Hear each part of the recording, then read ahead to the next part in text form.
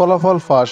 Asia cup 2025 সালের super ফোরের প্রথম ম্যাচের ফলাফল ফাঁস করল জ্যোতিষী বিড়াল। দর্শক, এশিয়া কাপ 2025 সালের সুপার ফোরের প্রথম ম্যাচে বাংলাদেশ মুখোমুখি হবে শ্রীলঙ্কার বিপক্ষে। এই খেলাটি অনুষ্ঠিত হবে দুবাই ইন্টারন্যাশনাল ক্রিকেট গ্রাউন্ড স্টেডিয়ামে আগামীকাল বাংলাদেশ সময় রাত 8:30টায়। এই খেলার ফলাফল শ্রীলঙ্কা এবং বাংলাদেশের জন্য অত্যন্ত গুরুত্বপূর্ণ, কেননা সুপার ফোরের প্রথম ম্যাচটি খেলতে যাচ্ছে তারা। তাই তো উভয় দলই চাইবে এই ম্যাচটি জিতে পয়েন্ট টেবিলের শক্ত অবস্থান ধরে রাখতে।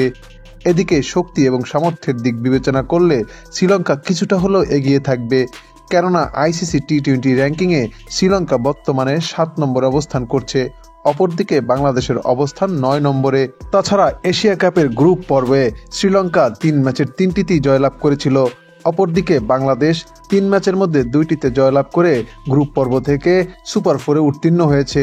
তাই তো এই ম্যাচটি হতে যাচ্ছে উভয় দলের জন্য তুমুল হাড্ডাহাড্ডি লড়াইয়ের ম্যাচ। এদিকে এই দুই দলের সর্বশেষ 5 দেখায় বাংলাদেশই এগিয়ে রয়েছে। বাংলাদেশ 3টি ম্যাচ জিততে পেরেছে, অপরদিকে শ্রীলঙ্কা জিততে পেরেছে মাত্র 2টিতে। তাই তো এই ম্যাচটি নিয়ে ক্রিকেট বিশ্লেষকদের মতে শ্রীলঙ্কাই এগিয়ে থাকছে বাংলাদেশের বিপক্ষে। তবে খেলার দিন যে দল ভালো খেলবে ফলাফল তাদের পক্ষেই যাবে। তবে সবাইকে চমকে দিয়ে এই ম্যাচের ফলাফল সম্পর্কে একদিন আগেই ফলাফল ফাঁস করল জ্যোতিষী বিড়াল।